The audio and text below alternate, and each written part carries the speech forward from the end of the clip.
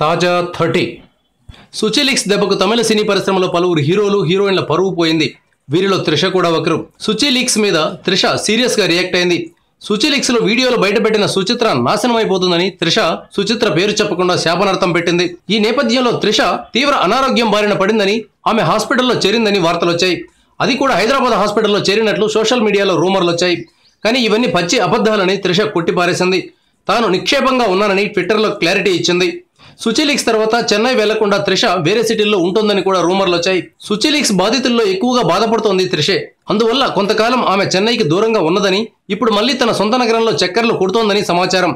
మొత్తం మీద త్రిషకు కెరీర్ చివరి దశలో చిక్కులు వచ్చి పడుతున్నాయి. ఎంగేజ్మెంట్ చేసుకోబోయే దశలో పెళ్లి క్యాన్సిల్ అయింది.